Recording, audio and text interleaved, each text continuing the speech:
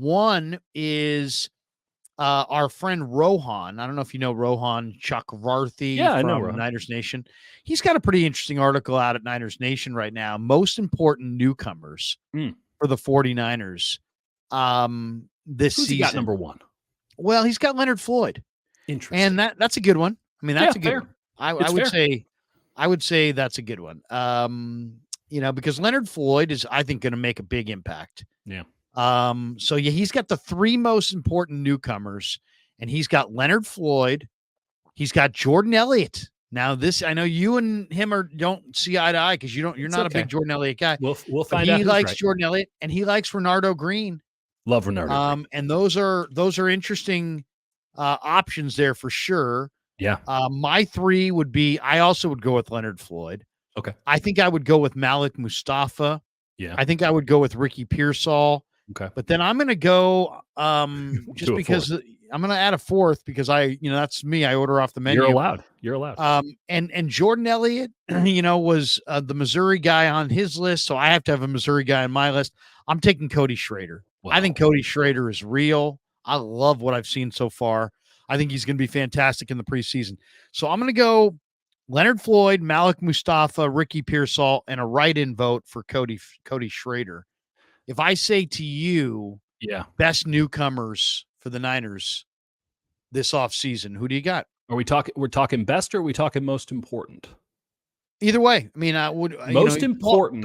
Best is a kind of a generic plot it so you can kind of define it any way you want. I think most important is the way I want to go. And I'm going to slide one in from Leonard Floyd. And I'm going to say Malik Collins, the defensive tackle, who, listen, you lose Eric Armstead. That is a big deal. Even if Eric Armstead didn't have his best season last year when he played, he was pretty much the only thing holding together that run defense. And when he was gone, it went from meh to like straight up bad. And they didn't replace him in that sense. They did not get a run stopper. And my big concerns on this team are linebacker, defensive tackle, tight end. Not great positions to have question marks going into the season with. And if they don't have a run stopper, it puts a lot more onus on Fred Warner.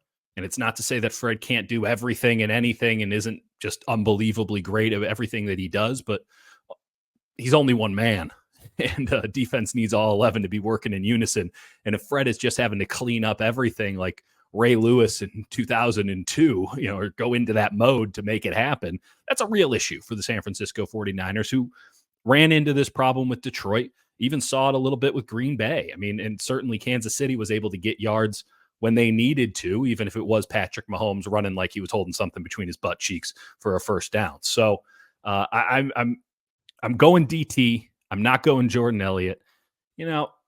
I get where Melaniak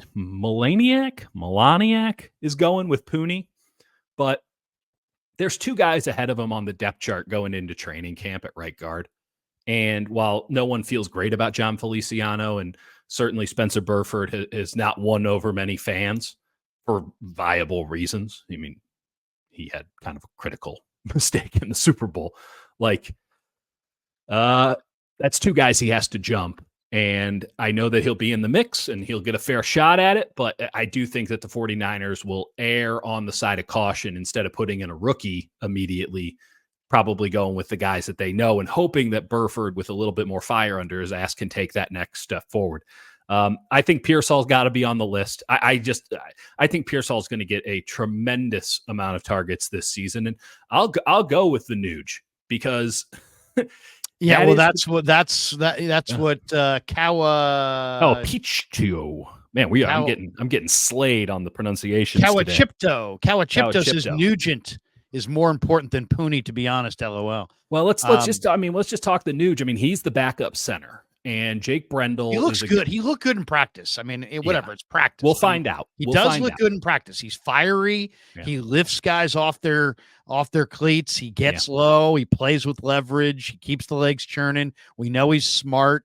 He's supposed to be athletic, but overwhelmed by size sometimes. But he looks pretty freaking strong, to be honest. I love what I've seen so far out of Nugent, Pooney, and Kingston. Kingston has been, I mean, you saw it on the tape. And I noted when he got drafted, I'm fascinated to see what happens when he finally gets coaching.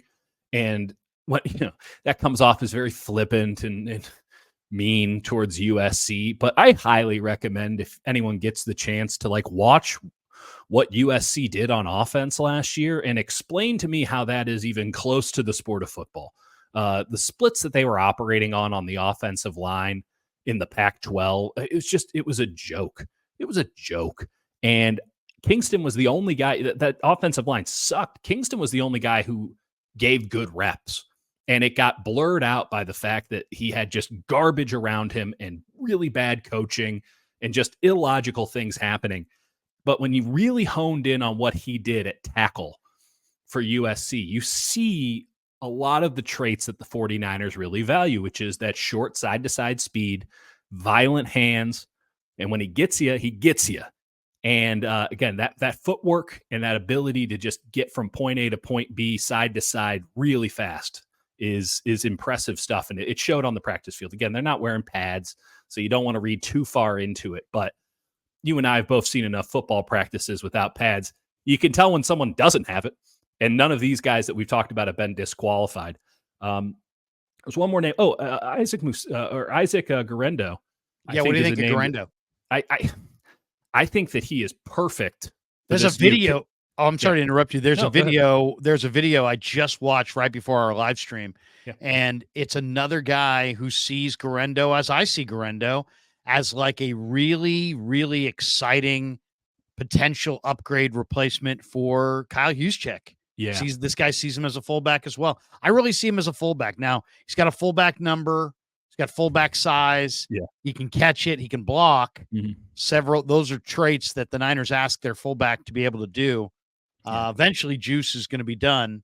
Probably not this year, maybe next year. But right. I think Guerendo is going to be a very interesting guy to watch because to me, he doesn't look like a running back, and he doesn't look as good as Cody Schrader.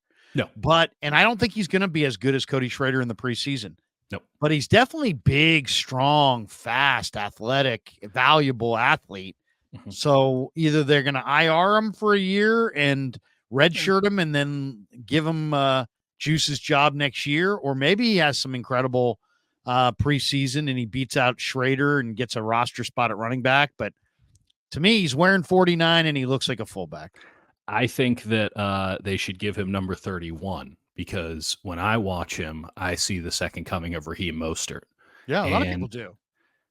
It's just the straight line speed. And honestly, Raheem Mostert isn't half the pass catcher this kid is. And you look at the nor as big. I mean, this kid's big and physical. But Raheem Mostert didn't look like a running back either. He had that big upper body.